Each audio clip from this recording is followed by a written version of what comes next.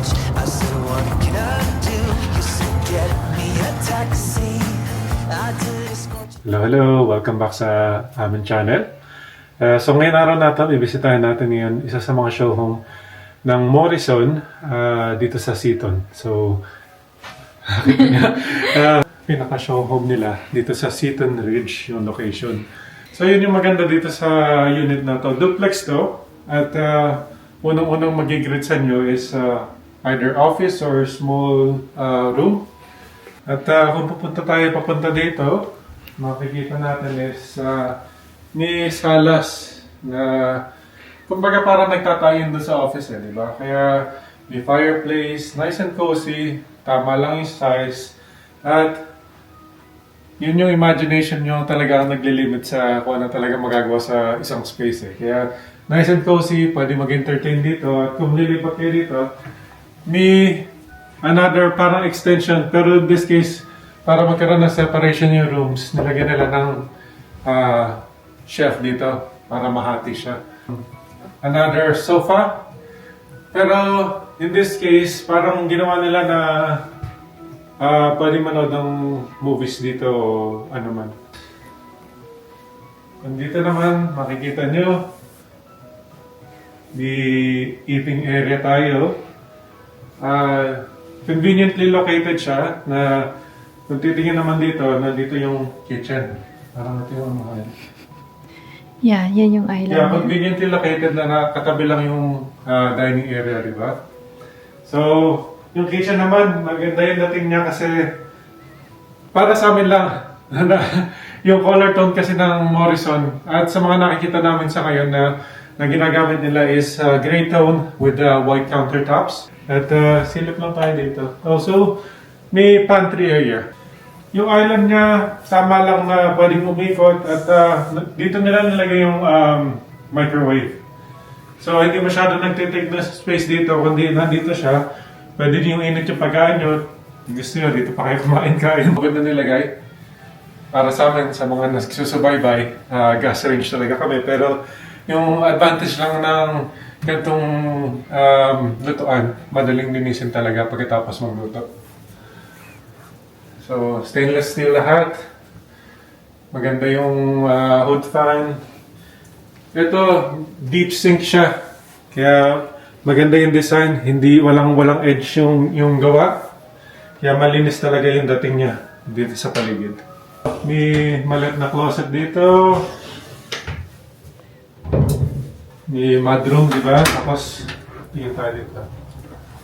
So, may deck na pala. May standard size deck na nilagay na. At sa mga gustong magpagawa ng garage, yun yung example kung ano itsura. Ayun, so maganda-ganda talaga yung mga nakikita namin na mahirap maggawa ng mga selection. Kaya overall, ano sa tingin nyo? Mag-comment lang down below kaya kung ano sa tingin nyo dito sa showroom na to. Ano to? Hindi ko nakita is... So pintuan pala to papunta sa basement. May separate entrance, kaya bonus parati yan. Pag nakikita namin na may separate entrance, malaking potential kasi sa views namin na pwedeng either, in this case, hindi develop yung basement. So, kung pa-develop yung basement, pag may budget na, pwede nyo parenta siya. Kung hindi naman parenta, baka may kapamilya kayo na gustong may separation between, tama-tama itong gantong layout. Tapos meron palang may two-piece bathroom. Which is, in this case, upgraded din pala yung counter. Diba? Ito yung nakikita ko to para naaalala ko yung dati namin bahay. Akyat naman tayo, pero sa mga ganitong layout ng house na to, na-feature namin to yung 21 dito din sa Seaton na duplex. Para lang ma-imagine nyo kung anong itsura pag meron ng mga furnitures. And naka-design na din, diba? So, tara, akyat tayo. Hindi siya carpet. Yung stairs niya.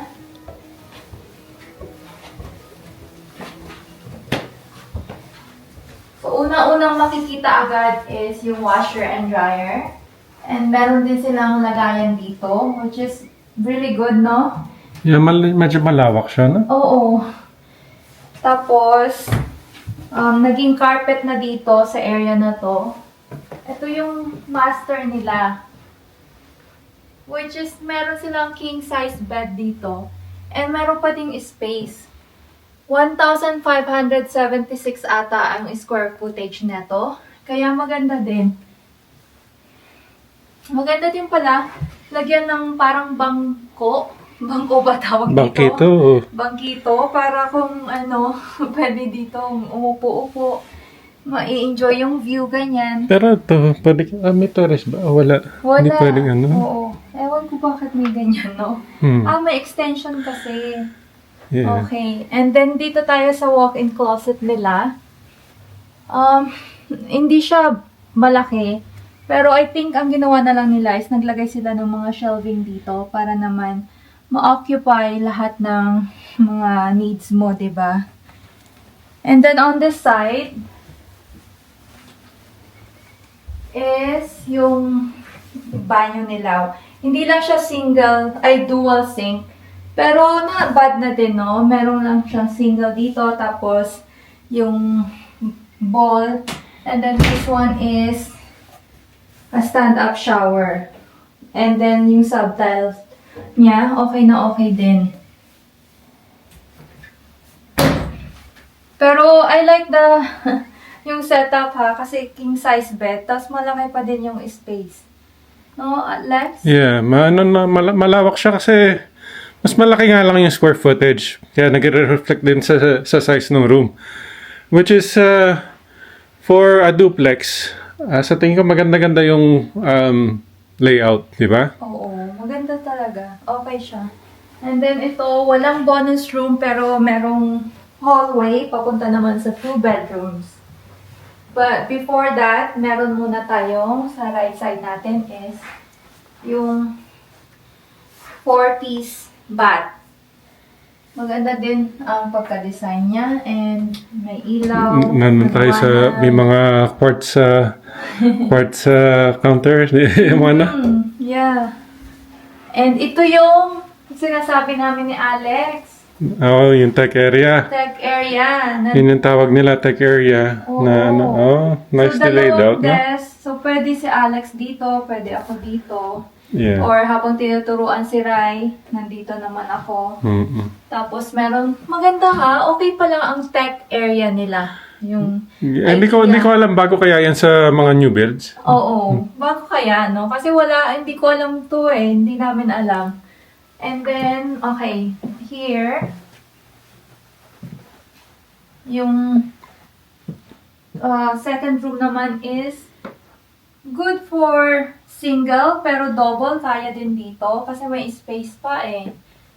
Tamang-tama to, diba? Para Yeah. kay mama or kay Rai. And then, here naman is may walk-in closet.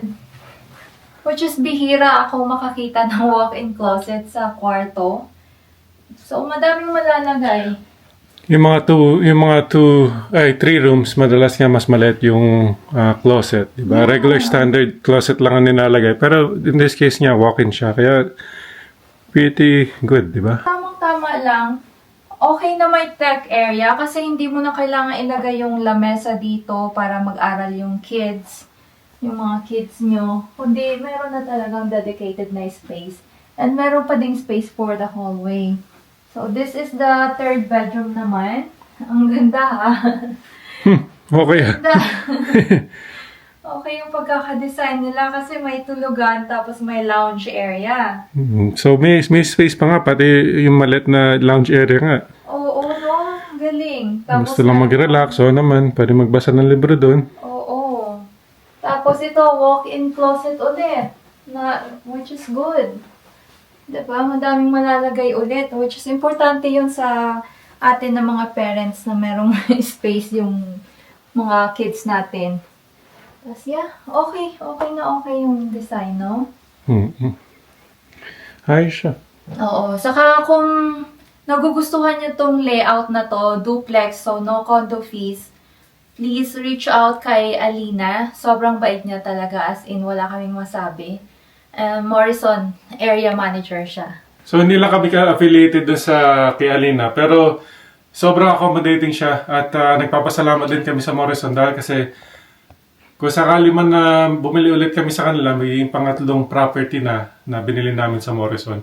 Hindi lang kasi talagang after more than 3 years na umuwi kami, kita pa rin yung quality. Yeah. So, pretty satisfied kami hanggang ngayon. Oh, wala kaming commission ha. Wala. Baka sabihin nyo, binabayaran kami. 0. Kundi, yun nga, yung way namin na tumulong at i-share sa inyo kung ano yung nakikita namin at yung journey namin sa pagbili ng property, yun yung sineshare namin ngayon. So, yun, overall, ito talaga yung nagugustuhan ko. Kasi nakita namin yung mga nagsusubaybay, nakita natin yung wala pa mga furnitures. Quick possession nila. Mahirap ma-imagine di ba? Pero kung dalawa lamesa, may shelf dito, may pinboard, parang tamang-tama yung area para lang, yung study area or may gawin dito na maglagay ng laptop. Ayos yun, kasi naman nag-isip. Like area, di ba?